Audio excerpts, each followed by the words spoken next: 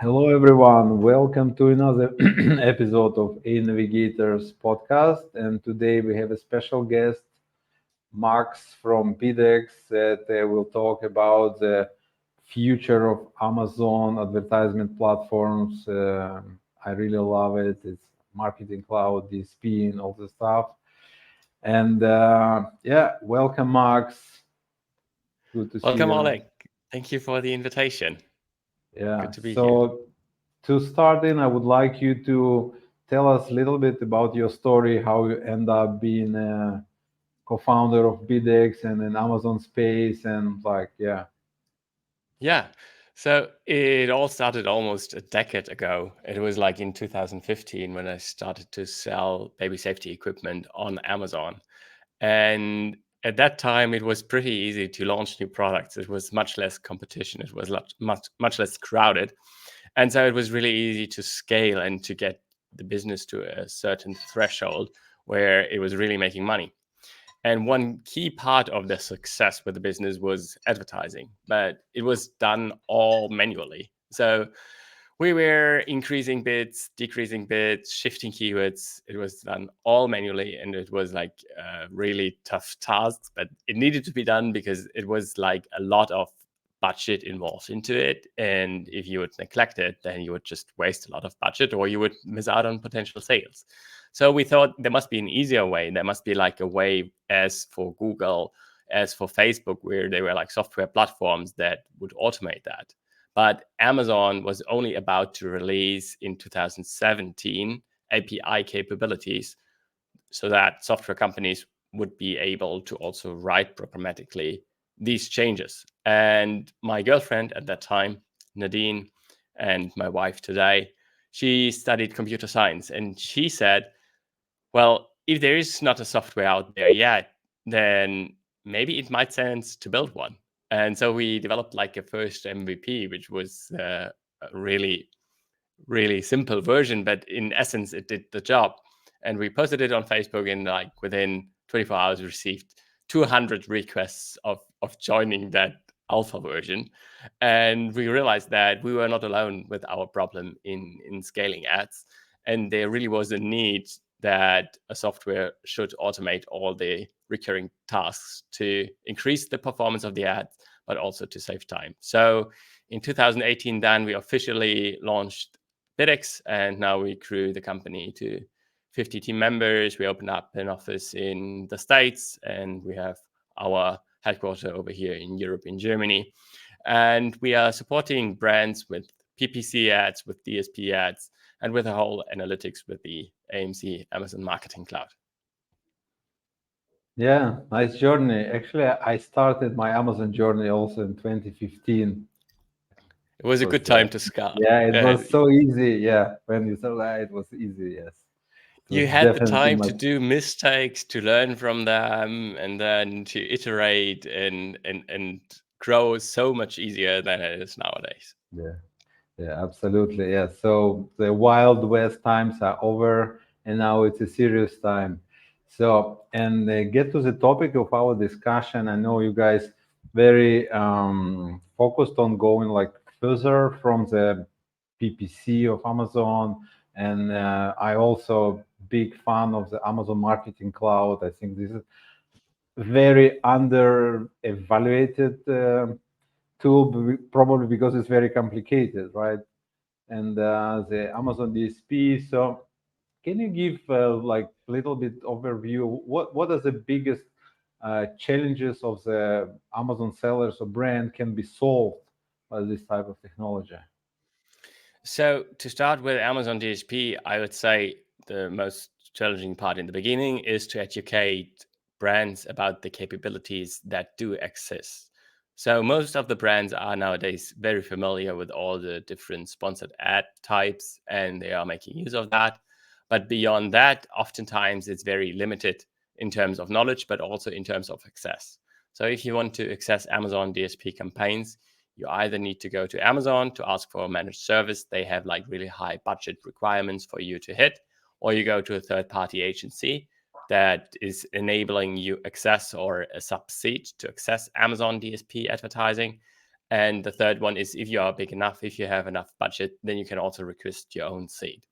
However, it is a quite complex system, I would say, but the opportunity to use it are endless. So Amazon DSP allows you to run display as well as video ads, not only on Amazon, but also off Amazon across the whole internet. And you get very precise targeting of audiences as you would get on Facebook, for instance, but not from people who like certain things, but like from people who actually purchase certain things. So Amazon does have a so rich data set about the buying power, about the purchasing behavior of its core customers, that is, in our opinion, the strongest DSP, the strongest demand side platform that is out there, which provides you the highest amount of return on every advertising dollar that you spend. Yeah, we have the conversation with most of our clients or other like peers in Amazon and say, yeah, try this DSP, like it doesn't work. It's like raw ROAS is not the same. And um, how do you approach this? Because especially the Amazon sellers that coming from the Amazon PPC, they very connected to the performance based advertisement. But when DSP, you can still use the performance based like remarketing, and I believe, but there is much more, and it's different metrics. It's sometimes detailed page views, right, or it's not all about ROAS, and it makes Amazon community a little bit tricky. It's challenging, that's true. So it's like not the easiest ad type, and so you really need to invest time to learn the ins and outs or work like with a strong partner. So first, to start with it, is to make use of it, you need a certain amount of data and you need to have a certain amount of ad spend. What we recommend is to only start with Amazon DSP if you spend at least $15,000 per month on Amazon for PPC ads. If you hit that, then also expand to DSP. If you are below that, still double down on PPC. It will provide you a higher return probably. However, if you realize that you hit a certain limit with your ads and you realize that I maxed out my sponsored products, I maxed out sponsored display and sponsored brands, and I still want to grow my top line sales, I want to expand, I want to reach new brand to customers, then you need to have more placements and placements on different areas, like not only on Amazon, but also off Amazon. And as you mentioned, the easiest way to start with is to start with a remarketing campaign, to start with customers who abandoned their cart. But then you can also much more detailed cross-market products to each other. You can remarket not only your own products, but also your competitor products. And then you go step by step, you go a little bit outwards. And in most of the case, this is going to increase your audience size that you are able and capable to reach. But it will also sometimes decrease the return of ad spend that you receive. So it is the balance to scale up step by step and to find the most efficient ways for you to gain new to brand customers and to gain top line sales, but with a similar ROAS that you also have with the sponsored product ads. And in terms of measuring, it is clear. We have like a PPC model where it's like pay per click, and we have like a last click attribution for the sponsored ads. And for DSP, we have a so-called CPM model, which is cost per mil. So you pay for 1,000 impressions. And Amazon DSP is also attributing, like if somebody viewed the product and purchases afterwards, then this sale is attributed to that view, which might get a little bit confusing. And that is where the Amazon Marketing Cloud comes into the game, where you can really deep dive into the customer path to conversion, and where you realize, okay, how many touch points did a customer have with the DSP, for instance, until they purchased, and what impact did the DSP ads have, and is it actually valuable for me? Yeah, this is a different way of thinking, because AMC can give you the customer journey, and it's in the Amazon space. It's strange. If you do any other digital marketing, it's a normal, right? You have the lead, you have the put your Facebook ad and landing page and so on. So it's like it's a normal, and now we have the AMC. And what are the like best practices you use AMC for? Like this journey, as you mentioned, Yeah. something else? So it is to provide brands a better understanding of how their customers and potential customers are engaging with their products and with their ads. So Amazon Marketing Cloud makes sense if you run PPC and DSP ads, but it also can be used just for PPC. And in addition to that, Amazon built this Amazon Marketing Cloud as a generic platform where you can also put in information outside from Amazon. So if you have your own CRM, or if you have website data, if you have retail presence, you are able to funnel back these information to the Amazon Marketing Cloud and get like a full picture of your advertising activities. And when talking about attribution and the value of DSP, for instance, it is oftentimes that new to brand customers do have the first touch point with a DSP ad. So they see like a display banner or like a video. And nowadays you can also run the video ads on streaming TV devices and on Prime Video and on Twitch. And you see that oftentimes you have, for new to brand customers, the first touch point with a DSP ad. And now it does not really make sense to then completely ignore that it was only the first touch point and the last touch point was like with a sponsored product ad. And so allocate the whole sales part to the sponsored product ad, but to think about the attribution. And Amazon Marketing Clouds allows you to develop your own multi-touch attribution model, or to develop like a model where the attribution is a little bit U-shaped. So you assign a certain part of the sales to the first touch point, a little bit to the middle, and a certain part to the last touch point. So it's not so much weighted to the very last touch point. And that is where Amazon Marketing Cloud helps you. It also enables you then to, for instance, remarket an audience which already purchased after the second touch point. So you see how many touch points were needed so that this kind of audience purchased, and you can build audiences based on that, and then remarket similar audiences where you know these will convert very well in the future. So you're using a lot of the AMC to build custom audiences, right? If I understand correctly. Yeah. Because at least we use it mostly for like data analysis part, and a little bit for audience creation, and what you're saying is like audience creation is a big part of it. Nice, interesting. Yeah. And also with Amazon DSP, you do have much more precise control on which devices and in which areas your ads should be displayed.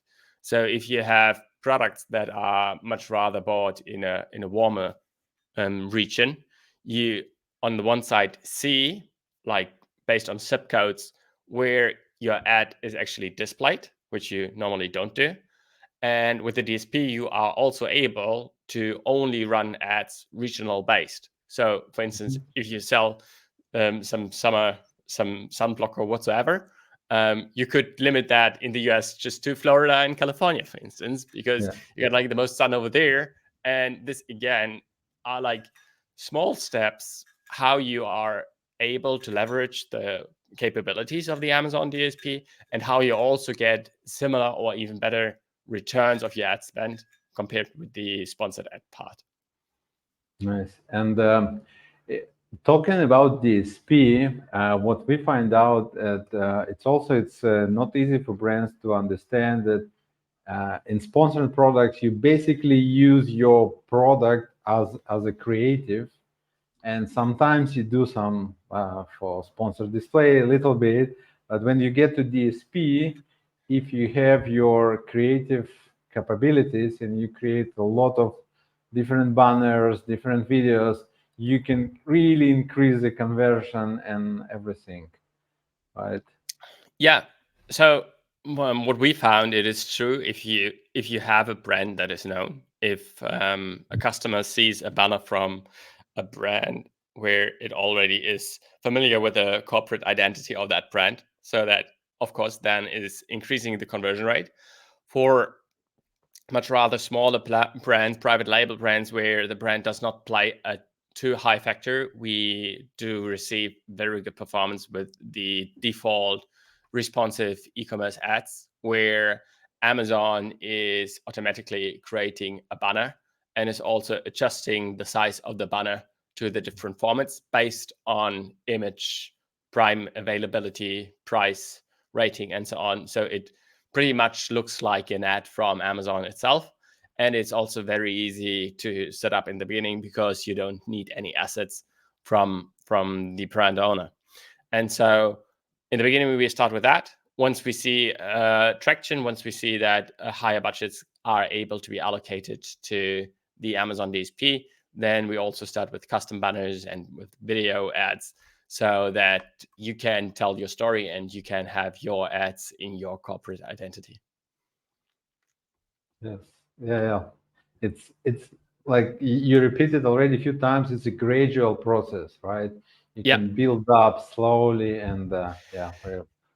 In our opinion, it much rather makes sense to take the time in the beginning to really get the basics right, to get all the measurements right, to set up the AMC for the brand. And then once all the measurements are in place and once you are able to have a setup that scales, then invest more. Because like if you invest too much at the beginning, you'll probably also waste a lot. And if you have a little bit of time, so we recommend at least 3 months for that. And then we can gradually build on that. And most of the brands that start with Amazon DSP switch to an always on. In the beginning, you try a little bit, try and error with smaller budget, which works, which does not, until you have sufficient data to make decisions. And then you keep an always on approach with the most profitable ones. And you turn on like new to brand campaigns if you see that top line is a little bit going down, or if you want to expand, if you raise additional money or whatsoever, if you need to get rid of some overstock whatsoever, then you increase budget certain time, and then you also know which campaigns to turn on and which campaigns to boost to receive these results. Yeah. Okay. And I believe you're very connected to the like development of the platform. If probably you have the partnership with Amazon, and you know more or less where things are going, especially taking in consideration that we have all this generative AI. If you follow the news, like Google and Facebook, they add a lot of AI in the ad management platforms, and we don't still see much on Amazon. We can create this some images, but it sucks in my opinion yet. Yeah. But where do you think the platform is evolving? Like Amazon advertisement, like as for me, for example, as a brand, like what I should be thinking in the future? Yeah. So Amazon has realized that advertising is tremendously profitable for the company. And when you look back at the last results that the company presented, as the profit grew, so did Amazon advertising revenues. So it's a real profit center for Amazon because it is able to monetize real estate on their own website that is kind of already up and running, which now is like margin wise very, very valuable for Amazon. But it also realized that to continue that growth that it has seen in the past, it needs to expand beyond Amazon.com, beyond its own and operated platforms, because the space that it does have is just limited. And when we go to Amazon today, we already realized how much ads there are on it. And to not interfere with the customer experience, they need to limit the amount of ads on Amazon. And if they want to further grow, they need to go off Amazon. And they did so with sponsored products off Amazon placements, with sponsored display ads off Amazon. But these were always kind of limited, and only like a fraction of the budget was allocated to off Amazon placements. With the Amazon DSP, a much larger amount of budget is allocated to off Amazon placement, and it's kind of opening up Amazon advertising to the whole internet. And it's also opening up Amazon audiences and its data to brands that are not selling on Amazon, like an automobile company or like a credit card company. These companies don't sell their products yet, even though Hyundai, for instance, just announced a partnership with Amazon where they might sell cars on Amazon in the near future. And maybe you can then also directly get your new car delivered with a Prime truck. So we'll see how that goes. But for many brands who are not capable of selling at the moment, they can also use the Amazon DSP. And last year, we've seen many announcements where Amazon announced partnership with Pinterest, where we've seen an announcement for a partnership with Facebook. So Amazon is becoming the global, in the Western world, the global place to check out physical products and to have that fulfillment. And Pinterest's target, for instance, is to make every single pin that exists shoppable, kind of. And Amazon is going to help with that. And also AI is going to help with that, because it is not an AI generated image or what we see now with the early days, but it is an AI that is recognizing what products are actually on the pin that is shown. And can we find these pins also on Amazon? And then if we do with a certain amount of certainty, then we can directly link them. And we see the picture, we see the elements on it, and we can directly purchase them on Amazon.